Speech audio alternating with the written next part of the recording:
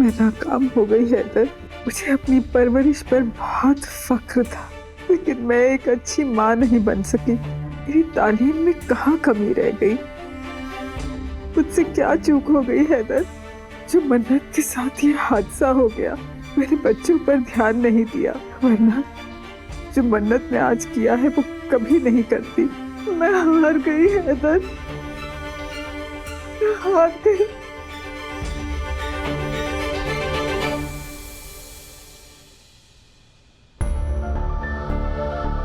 अम्मी,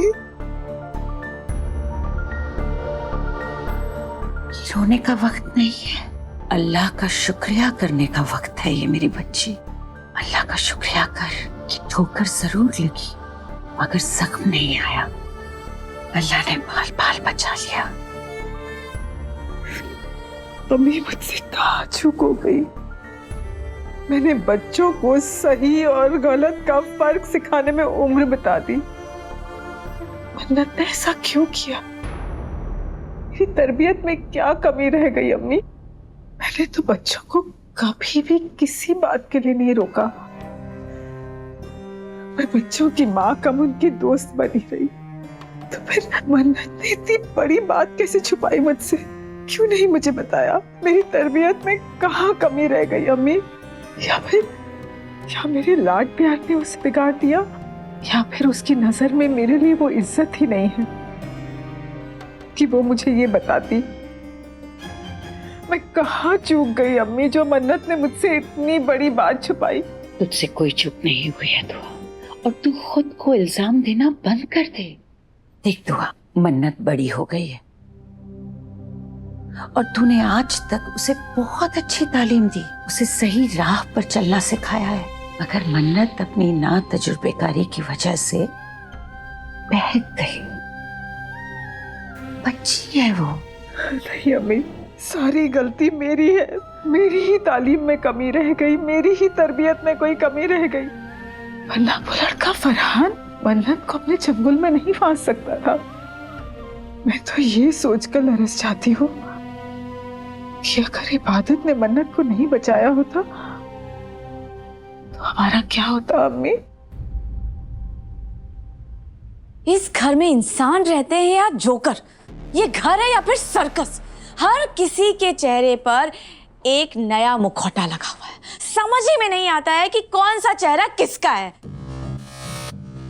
उस मन्नत को मैं समझ रही थी कि बेचारी कितनी शरीफ और प्यारी लड़की है, लेकिन वो एक नंबर की बदचलन और आवारा निकली। और उस लड़की की करतूत छिपाते छिपाते हमारी महारानी इबादत सबकी नजरों में मसीहा बन गई। वाह! और मेरा बेटा सुभान, सब कुछ पता था उसे, लेकिन मेरी आंखों में धूल झोंकता रहा और उन दोनों बहनों का साथ देता रहा। आखिर वो भी तो है इस खानदान का खून, क्यों साथ नहीं देता? इस घर में सबके सब बदकार हैं। या अल्लाह, मैं भी तो इसी खानदान का हिस्सा हूँ। सबके सब बिल्कुल गिरगिट हैं, गिरगिट की तरह रंग बदलते हैं। जैसा भी है, आप ही का खानदान है अम्मी।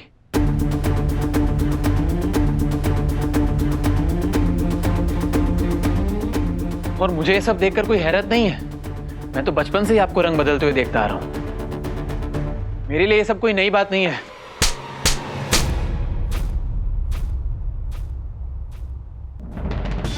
यार, मुझे क्यों थप्पड़ मारा अम्मी? क्योंकि तुमने अपनी अम्मी को गिरगिट कहा इसलिए। मैंने गिरगिट नहीं कहा, वो तो आपने कहा। मैं तो बस आपकी बात रिपीट कर रहा था कि आप भी रंग बदल। बस एक और लफ्ज नहीं। दुआ कम थी जो तुम भी मुझे सुनाने चले आए? चले ऐसे याद आया, मैं तो आपको यहाँ गिरगिट बोलने नहीं, सुभान भाई के बारे में बात करने आया था। सुभान भाई बहुत सैड है अम्मी। सैड होना ही चाहिए उसे।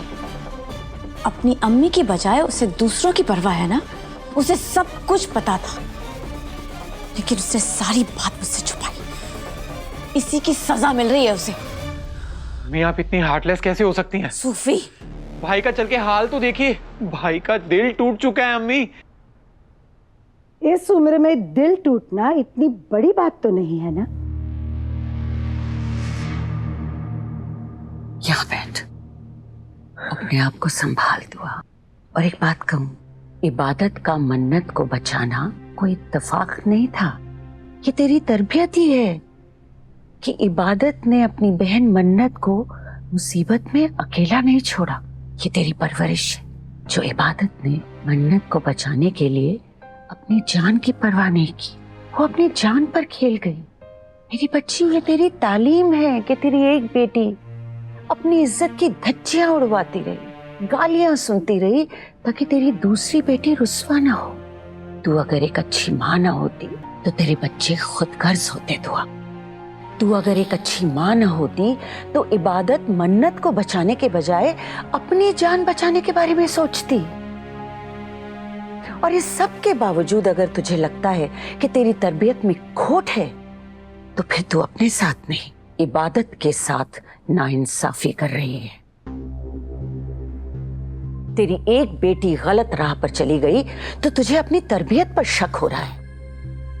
वहीं तेरी दूसरी बेटी ने खानदान की इज्जत बचा ली दुआ, तो तू उस पर फख्र नहीं कर रही है। मैं जानती हूं तू कभी नहीं करेगी, क्योंकि तूने इबादत को अपनी बेटी माना ही नहीं।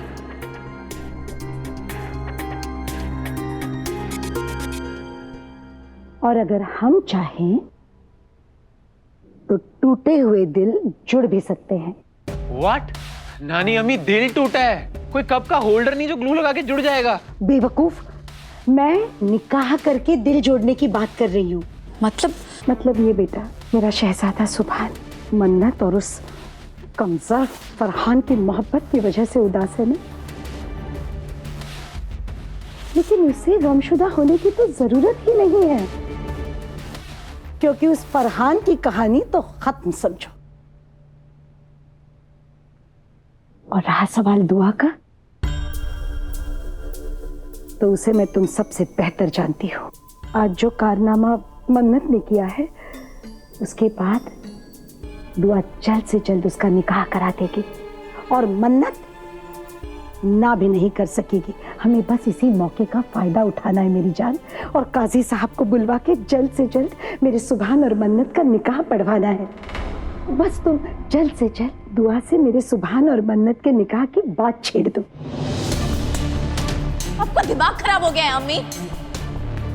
उम्र के साथ साथ आपकी अकल भी कम हो गई है। कायनात, किस लहजे में तुम अपनी अम्मी से बात कर रही हो? और आप भी किस लहजे में बात कर रही हैं अम्मी?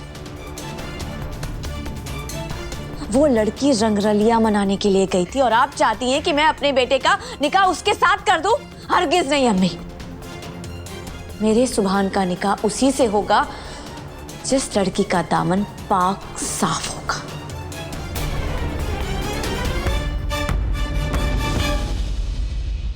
बाईस साल तूने उसे पाला पोसा जरूर है दुआ, मगर एक गैर की औलाद समझकर।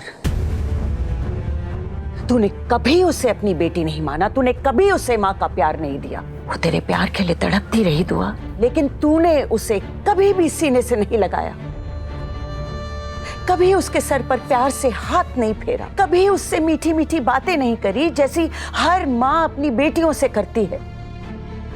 और ये सब इबादत का उधार है तुझ पर, जो तुझे चुकाना पड़ेगा।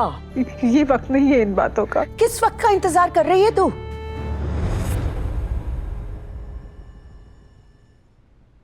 खबरदार जो मेरी मन्नत को हाथ लगाया, गलती मेरी है। मुझे नहीं पता था कि तुम इतनी सेल्फिश हो। तुम जैसी केयरलेस और सेल्फिश लड़की मैंने आज तक नहीं देखी। अगर तुम उस लड़के से मिलने नहीं जाती तो मन्नत तुम्हारे पीछे नहीं आती तुम्हें बचाने, और आज मन्नत की हालत नहीं होती। आई कैनॉट बिलीव इट इबादत, मैं ही क्या, कोई भी तुम्हें देखकर धोखा खा जाए कि इस मासूम चेहरे के पीछे मक्कारी छुपी हुई है। तुम किसी की दोस्त नहीं बन सकती। सच्चाई ये है कि फरहान मेरा बॉयफ्रेंड है।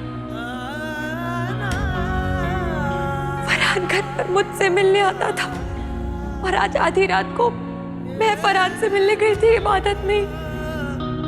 सब मेरी गलती है, वो बिल्कुल बेकसूर है। बाहर जो कुछ भी हुआ सबके जिम्मेदार सिर्फ मैं हूँ। देख लिया तुमने अपनी करनी का नतीजा। आज तुम्हारी वजह से दुआ अम्मी की बेइज्जती हुई। शर्म आनी चाहिए उस औलाद को जिसकी वजह से उसके माँ बाप का सिर झुक जाए।